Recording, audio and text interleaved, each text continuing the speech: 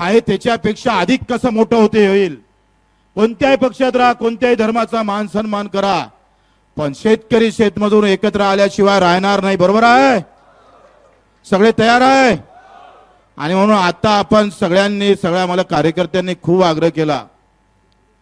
नंतर मी 16 तारखेपासून पाणी टाकणार होतो आणि पाणी टाकल्याशिवाय सरकार मानत नव्हतं. लक्षात घ्या.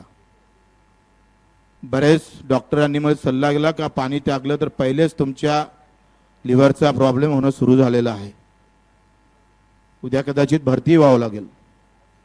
आणि अशा वेळेस सगळ्या गोष्टी पाहून आपण तूर्त हे आंदोलन मागे घेऊन 2 ऑक्टोबरला याची पुन्हा सुरुवात करू जमदारपणे, ताकदने.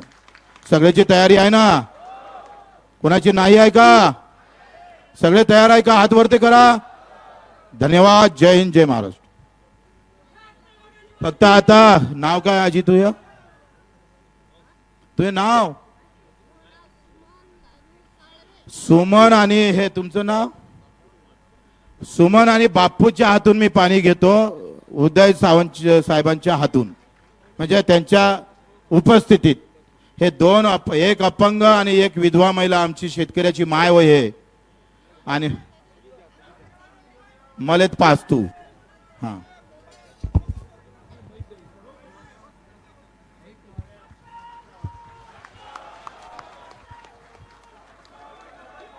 क्या बात. धन्यवाद धन्यवाद. शेतकरी संघटनेचा सर सर सर सर एक विनंती.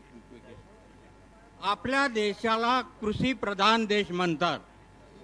कृषी प्रधान म्हणजे काय आणि तो सर्वात मागं असावं का, एवढं चिंतन असेंब्लीमध्ये करावं. धन्यवाद. उदयजी तुम्ही आले आणि उपोषण सुटलं. बावनकुळे साहेब, राठोडजी, सगळ्यांचा आभार तर मानतोच, पण जर तुम्ही आमचा विश्वासघात केला तर आम्ही तुमच्याच घरासमोर आंदोलन सुरू करू.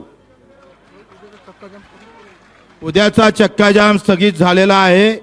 आता सगळी ऊर्जा 2 ऑक्टोबरला लावायची आहे.